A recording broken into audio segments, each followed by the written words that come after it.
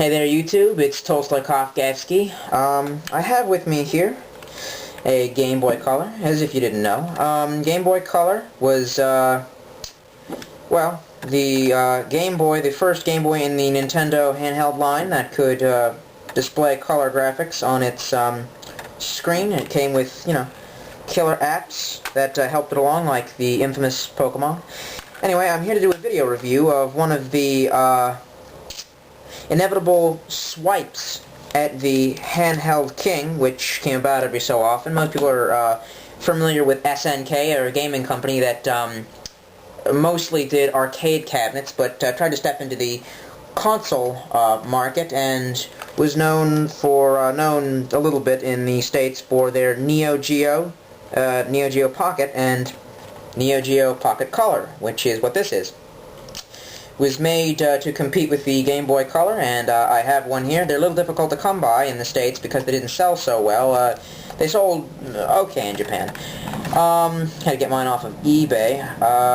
Something I like about the SNK little pocket handhelds is that they came in a variety of colors. I have kind of, navy camouflage, which in Japan, I think that a lot of handhelds have really wild colors, like PSPs and DSs in Japan have like a whole bunch of different colors that don't, reach America, which is kind of sad. Anyway, take a look at the makeup of the system. You have right here something that's kind of interesting. I think this was the first handheld to utilize a joystick as its method of control. You have A and B buttons, and something that's kind of interesting is if you look on the Game Boy Color, the A and B buttons, A is on the outside and B is on the inside, whereas on the Neo Geo Pocket Color, A is on the inside and B is on the outside, which is only slightly unnerving when you're playing a game and you see press A and you feel like tapping on the outside because it's a habit of so many years of playing the Game Boy Color. On the top you have a port for connecting two of these, just like, where is it on this one? Yeah, here you go. Just like the port on the side of Game Boy Colors. On the back, you have battery hatch for your standard AA's. Over here, you have an interesting hatch for a round lithium battery, one of those mint-sized lithium batteries, which that's for something that I'll get into in a moment. On the front here, you have power. Which is, no, I'm sorry, it's not power, that's options, which is kind of interesting that they wouldn't call it select, it's called options, which can be used for lots of things. Over here you have your power button, which is different, obviously, than the toggle switch that was on, I think, most handhelds of the time. I think even the Sega Nomad had one. Okay, we went over the buttons. Have a speaker here. It works fairly well. It's pretty loud. Not any louder than the Game Boy Color. Down here you have your sound control, which is your sound scroller, which isn't in the best position, but it's not really a bother. Headphone jack, and a jack that I have no idea what that does. I'd like to show off some of the features of this, show you some of the games that I got with it. Let me show you some of the games that came with it. Samurai Showdown 2, the Pocket Fighting series, this came with it. That's what the cartridge looks like for one of these things. I got two that came in the boxes here, and you have Baseball Stars, which, something to note about this, the box is a little smashed, but it has an ESRB rating, which is kind of interesting because I'm not sure when the ESRB took to full power, but a lot of older games and game consoles don't come with those type of ratings. And of course, one of the killer apps of the system was Metal Slug, which is one of my favorite games, and this is First Mission, the portable version. I'd like to do a review of some of these. It might be a little bit difficult because the screen isn't backlit, but I'm gonna, try to do some rearranging of the lighting in here and try and get you a better view. So, see you in a moment. Alright, I've readjusted my lighting as best I could, moved my desk lamp, and I have the system here.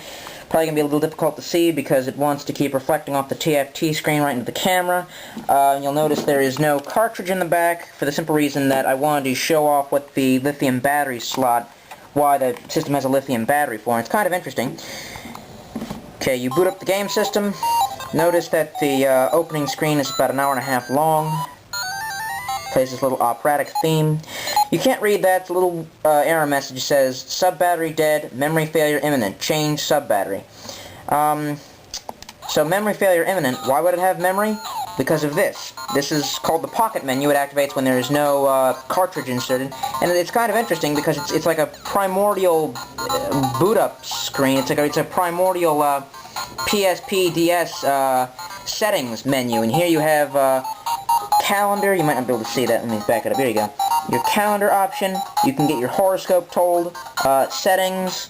Alarm clock, right, and world time, which these are all really useless features, but it's interesting to see when was the first attempt made to make a portable console a little bit more than just a gaming console. I'm going to insert Samurai Shodown 2 and demonstrate for you. I quite like Samurai Shodown 2, and I'll tell you why. It's because it's one of the only fighting games I can play, either because it's very, very simplistic and idiotic, or because it's actually well balanced. I find most fighting games make me want to tear my hair out. It's got a nice simple fighting system. A is attack, B is block, and you can make different moves just by moving the, the control stick here. It says Samurai Shodown 2. It's the opening. You probably can't see any of this. It's the opening menu. This is first player. There's a character there. It comes with a whole lot of different characters, and the original two modes from the arcade classic, which are Slash and Bust. I always choose Bust. I don't know what the difference is, but I've managed to get pretty far using Bust.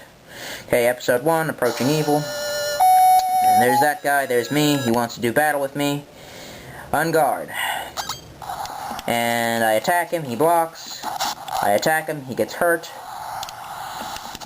I attack him, he gets hurt. He attacks me. Nope, I attack him. Ah, I'm doing excellent. And maybe it is too easy. Yep, just killed him perfectly. See, the little sign right there says perfect.